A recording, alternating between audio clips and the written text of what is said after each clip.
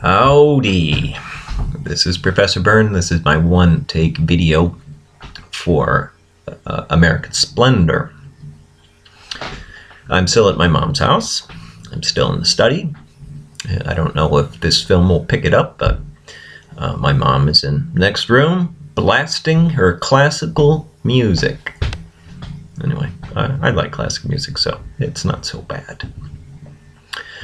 Before I talk about American Splendor, I'll just talk about, as I usually do, random stuff at the start. I went to the movies yesterday, and it's the first time in, well, almost a year that I actually went to a movie theater. I went to go see Jurassic World. I can give it 2 thumbs up for summer entertainment. Lots of crunching of bones and splattering of blood by dinosaurs and whatnot. But I enjoyed the film, and I went because my mom wanted to go. My mom is 83 years old, and she wanted to go see Jurassic World. So I thought, oh, I will accommodate her. And I mean, I should have looked for an adaptation film to go see. But frankly, there aren't any, not that I can find, and that I think that's been pretty much the case for some time. In terms of literary adaptations, are more like would be considered quality films, and they don't, not for the past 30 years anyway. Quality films don't typically get premiered in the middle of the summer because they can't compete with the likes of Jurassic World, which is also something that TED 2 discovered this past weekend. According to the ticket sales, it didn't do so well because Jurassic World was still drawing in a lot of fans and people buying a lot of tickets to go see Jurassic World instead. So and I'll just mention earlier today, I came across what I would consider a quality film, and it's also a literary adaptation. It's going to be an adaptation of Macbeth, and it's starring Michael Fassbender and Marion Cotillard, 2 very, very fine actors, 2 of my favorite actors, and so I'm certainly excited about going to see that literary adaptation of a Shakespeare play. It's possible it may displace Julie Taymor's The Tempest, though I doubt it.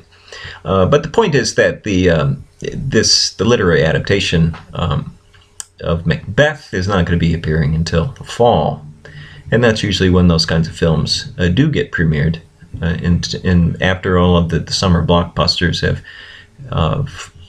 come and gone, and when studios start putting out their quality films just in time for Oscar nominations, that's actually been true for a long time. If you ever look at any of the premiere patterns of films, even back in the 1930s, 1940s in Hollywood, often your quality films would be released late in the year in time for Oscar nominations, and while it's still fresh in the minds of members of the Academy, and that there's been many a quality film that was released earlier and it basically comes and goes and sort of loses steam.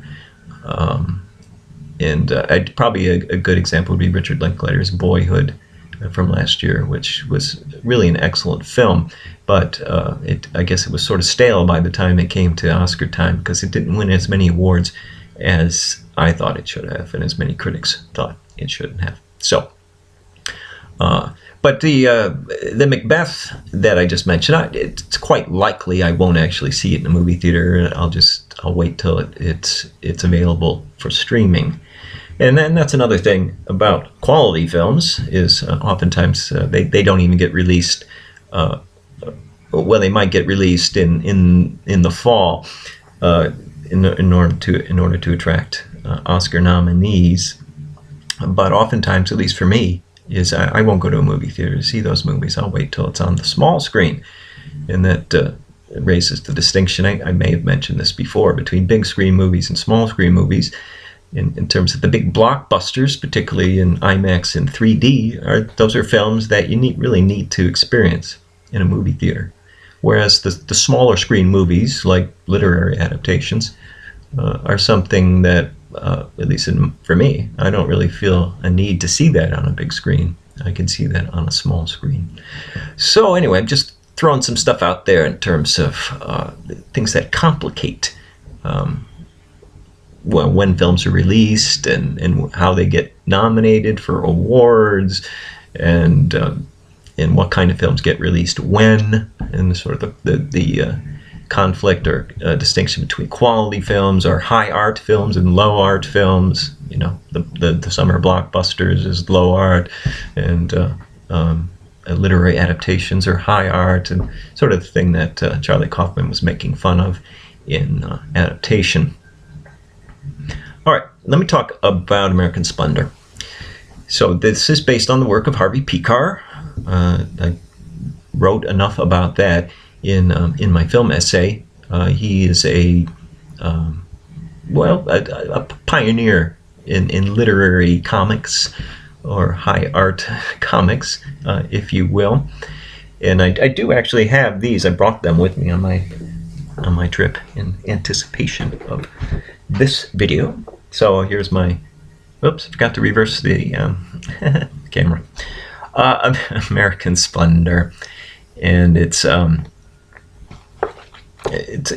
of got the tie-in, the movie tie-in cover to it. Now, I also have actually I have 3 other works by Harvey Pekar. This is one of them. I wish I could turn it around so you could see. It's American Splendor, Another Day, which was, it came out after the American Splendor, the big book here. So here's a nice color version. Here's Harvey, thinking deep thoughts. So the third book I don't have. The fourth book is one I found recently, and I was quite excited by. It's called The Beats. It's about the Beat Generation.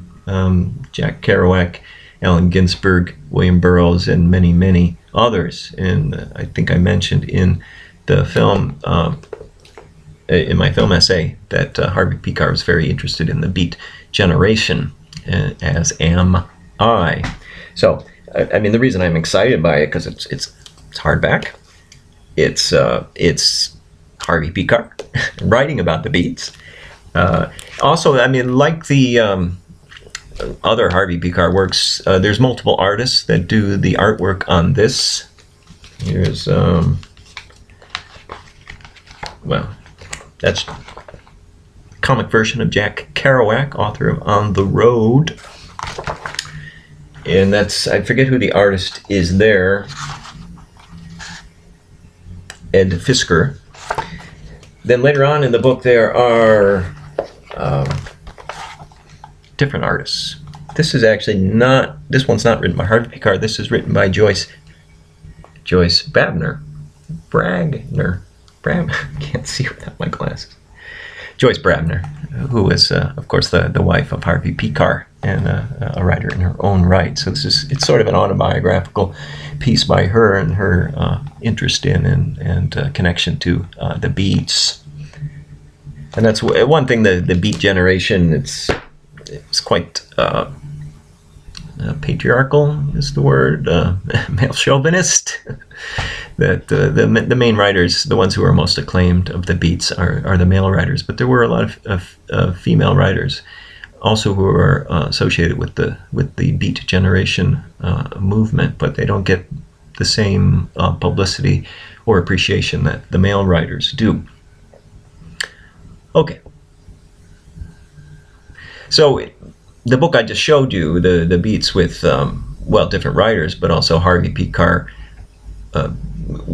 being adapted visually by visual artists, multiple artists, is one of the big issues to think about in terms of, first of all, how do you adapt a comic or a graphic novel to film, And secondly, how do you do that when there's multiple artists, visual artists, that are interpreting the words of the author? So we'll be dealing with other graphic novel adaptations in the next couple weeks in the course, ending with Watchmen, which is actually a live action version of a comic, but there's also Fantastic Mr. Fox, which is a stop action animated film version of Fantastic Mr. Fox by Roald Dahl. And I think we'll be seeing that tomorrow. Okay. So one strategy to deal with multiple visual or artistic representations in the literary work, in this case American Splendor, is to have, and just as there are multiple visual versions of Harvey in the work, is in the film, is to have multiple Harveys. And that seemed to be part of the strategy of the directors. So you had Paul Giamatti playing Harvey, you had Harvey playing Harvey, and then there was the comic or illustrated Harvey also in it. So a multiplicity of Harveys, which show different aspects of his character, I would say, just as the different visual artists' representation of the story in the book shows different Harveys, but also shows different viewpoints on Harvey, or different interpretations of Harvey by those artists. Oh, I forgot to mention in terms of graphic novels, A Scanner Darkly, which was not a graphic novel, but is made into an animated film using rotoscoping. And yeah, that's the film we're going to be looking at tomorrow, and I'll be saying more about that when I do my film essay and my one-take video on that. So, I mean, one thing that holds together the book with this multiplicity of Harveys is Harvey's voice. So again, coming back to that, I talked in the last video about Angela's Ashes and how the voice really holds together the story, and then in the film version, the voice is not really translated, and so it's just not a very satisfying. It's not an accurate adaptation, I would say, without that voice. And again, that's one of the big problems with adaptations and narration. So I'm just going to I'll close just talking a little bit about this strategy of having having acting try to recreate the voice and perhaps even narration. There's a book, it came out just a few years ago, but it did get a film adaptation, and the book was Cloud Atlas. And it's by David Mitchell.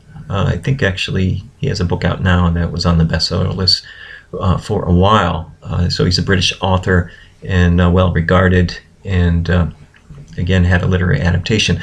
The Cloud Atlas, the film, was directed by Tom Twyker, who did Run Lola Run. He's a German director. I recommend his films, particularly Heaven, and also the Wachowski siblings.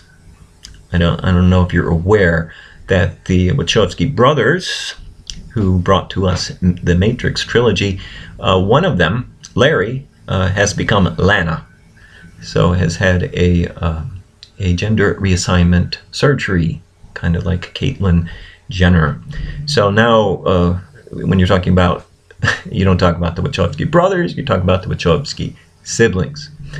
In any case, they directed the film, and well, just quick aside, there's a new Netflix series, Sense8, which looks very interesting. I think it's now available on Netflix.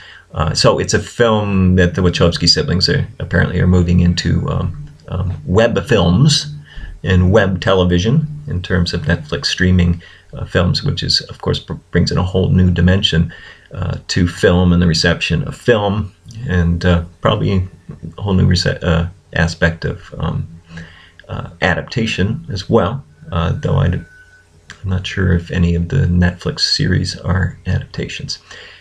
In any case, Cloud Atlas. Cloud Atlas is a very literary work. It is considered by, well, it's another impossible to film book. And the Wachowski brothers thought, or siblings, thought it was worth the effort. So what makes the book distinct, and it's in sort of a literary postmodernism, is that the narratives, there's 6 different narratives. And not only there's 6 different narratives, but each of the narratives interrupts the previous narrative. Well, there's 6 narratives, and so you have one narrative that goes, and then halfway through it's interrupted by the second narrative, and it's interrupted by the third narrative, all the way up till about halfway in the film, or in the book, it reverses the process, and those narratives are completed. It's also, I should mention, in terms of one of the literary conceits of the book, is that each of the narratives is in a different literary genre, and each of the narrative is introduced in the previous narrative. So, for instance, one of the narratives is, telling the story of a classical composer who reads a book, he finds it on a bookshelf of this journey on a ship, and so that's the next narrative, and it goes on like that. So again, that's very literary in terms of having narratives interrupted, but also introduced in the previous narrative. So sort of Chinese boxes, a narrative within a narrative within a narrative. It's very clever. But how do you adapt that to a film? It's impossible. But they tried. Their strategy was, the Wachowski siblings, was to have the same actor playing different characters in different narratives. So that's how they knitted them together.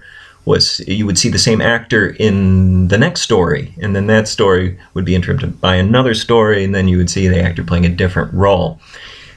It was an interesting attempt, but it failed in that the narrative was really incoherent. Trying to use the actors to recreate this complicated narrative structure didn't quite work. So I could compare it to The Hours, which again was multiple narratives that alternate.